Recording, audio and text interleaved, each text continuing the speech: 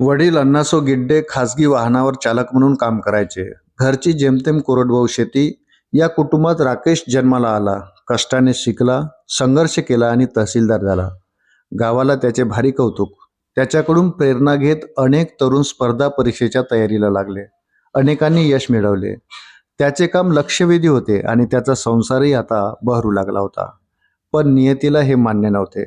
एका अपघातात आज राकेश गिड्डे यांचं निधन झालं. बीड जिल्ह्यातील केज तालुक्याचे तहसीलदार राकेश अण्णासाहेब गिड्डे यांच्या अपघाती निधनाची बातमी आज सकाळी येऊन धडकली आणि सारे सुन्न झाले. ते ज्या शाळेत शिकले त्या शहीद अभयकुमार पाटील विद्यालयासह संपूर्ण गावावर शोककळा पसरली. 31 वर्षाचा हा तरुण अधिकारी 2019ला अधिकारी झाला. दीर्घकाळ पुण्यात राहून त्यांनी अभ्यास केला. वडिलांनी कष्टाचे बळ दिले. ज्या वयात मुले करिअरसाठी संघर्ष करतात त्या वयात हा पठ्ठ्या तालुक्याचा प्रमुख बनून खुर्चीवर विराजमान झाला.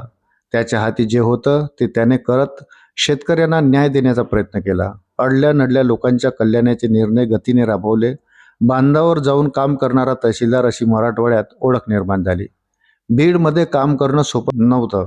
राकेशने ते करून दाखवलं.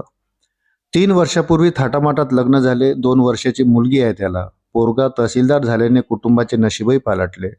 शेतीत विकास सुरू झाला. छोट्या मोठ्या व्यवसायातून प्रगती व्हायला लागली.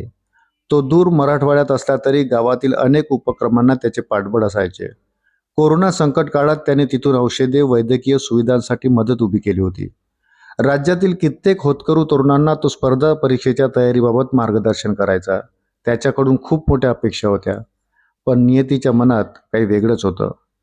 कष्टाने तहसीलदार झाला पण त्याचा डाव अर्ध्यावरच मोडला. सबंध मराठवाडा सुन्न आहे. त्याचे मूळ गाव एरोंडेलीवर शोककळा पसरली आहे.